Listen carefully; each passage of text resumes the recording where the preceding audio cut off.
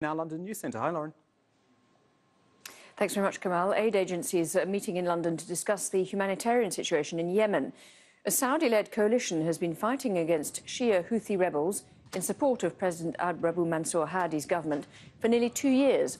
The UN believes that as many as 10,000 civilians may have been killed since the military intervention began. And more than half of the population doesn't have enough food. Lawrence Lee is at the conference and joins us now. Lawrence.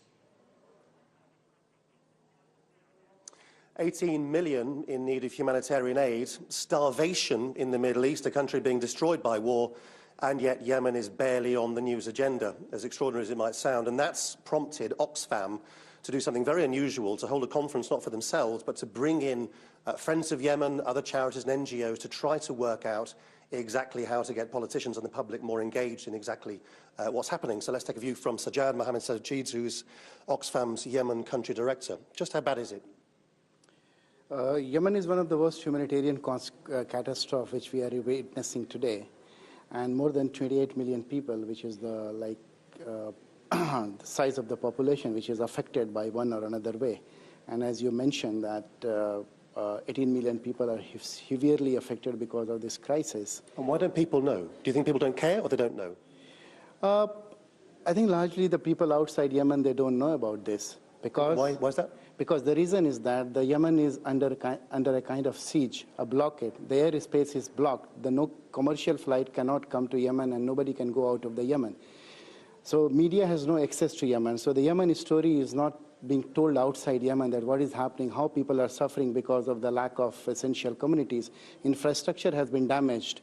A school has been destroyed in the airstrike, the aerial bombing. Hospital has been targeted, bridges, roads, these which are the lifelines, infrastructure which has been targeted by the coalition airstrike. And that also means that people can't get out. There's no external refugee crisis as there was in Syria, so people don't see it, do they? Yeah, so because Yemen, if you see, like it's a kind of landlocked and sea-locked country. Once this country is under siege and blocked from all the sides by the coalition, the people from Yemen cannot go anywhere outside Yemen, and they are not contributing to the European refugee crisis.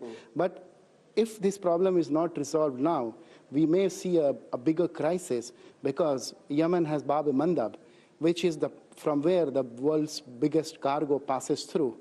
And if the Yemen disintegrates, or if all the state institutions collapse, there are institutions, non-state actors like ISIS and or Daesh, they can take control of the situation, which will be much more dangerous for the entire international community. Sajjad, thank you very much indeed. And just on that, if you wanted a reason for politicians to be interested, several leading charity figures here have said how worried they are about the new Trump presidency in particular. If politicians aren't interested now, particularly because many have close ties to Saudi Arabia, they fear that the Trump presidency will lead to a further withdrawal from interest in Yemen, coupled obviously with greater anti-Muslim sentiment as well. So keeping Yemen on the news agenda at all, very difficult. Back to you. Lawrence Lee, thank you very much indeed. Turkey has reacted with anger after